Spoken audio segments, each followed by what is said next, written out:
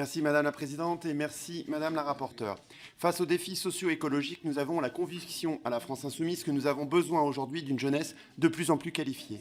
Nous devons donc réaffirmer dans la loi le droit à la poursuite des études et le rendre effectif, et c'est l'objet de la proposition de loi ici, dans la réalité.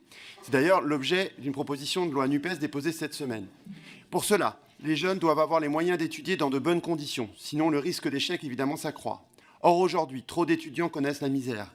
Certains vivent sous tente, dans leur voiture ou même dans des centres d'hébergement d'urgence, quand d'autres sont contraints de se prostituer.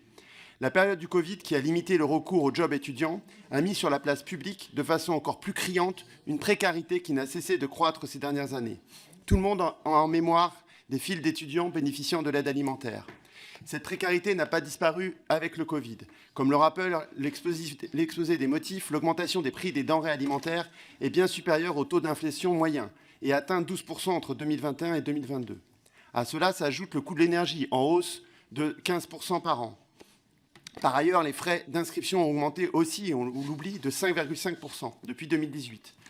Une étude de mars 2022 réalisée par l'association Coop1, spécialisée dans l'aide alimentaire, révèle que 56% des étudiants qui fréquentent l'association ne mangent pas à leur faim. Par ailleurs, 43% des sondés ont été contraintes de choisir entre l'achat de nourriture et de protection périodique. Enfin, 79% d'entre eux avaient recours pour la première fois à une aide de ce type, ce qui montre l'accroissement de ce problème. Parmi les bénéficiaires de l'aide alimentaire, et on ne le dit pas assez, les étudiants étrangers sont massivement surreprésentés. C'est plus de 80% des étudiants qui y recourent. Le rôle des Crous a été crucial pendant la crise alimentaire. Emmanuel Macron a annoncé bien trop tardivement l'extension des repas à 1 € à tous les étudiants 2 fois par jour. Cette mesure a, hélas, été supprimée dès la rentrée universitaire 2021, le gouvernement ne la réservant qu'aux seuls boursiers. Il est donc urgent de rétablir le repas à 1 € pour tous les étudiants. Néanmoins, les budgets de nombreux Crous sont déjà déficitaires, car l'État ne compense pas complètement les coûts liés à l'application de la loi Egalim et le renchérissement du repas à cause de l'inflation. Nous avions d'ailleurs proposé un amendement pour effectuer un rapport sur l'état de santé financière des Crous. Il a été, hélas, jugé irrecevable.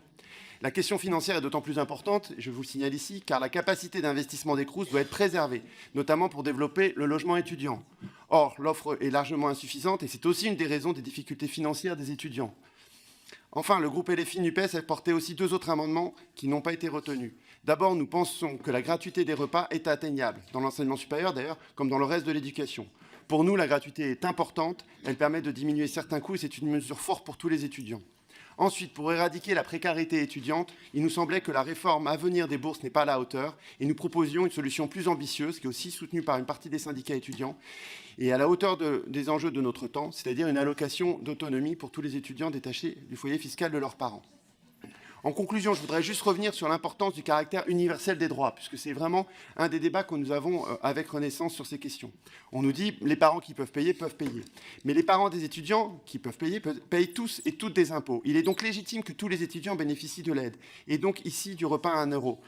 Rompre l'égalité d'accès des droits divise en profondeur la population. Je pense qu'il est extrêmement important que les uns et les autres, s'ils payent des impôts, et je le redis là, leurs enfants ont le droit, en fait, au même droit que les autres. Et les droits universels, c'est quelque chose d'important dans notre République.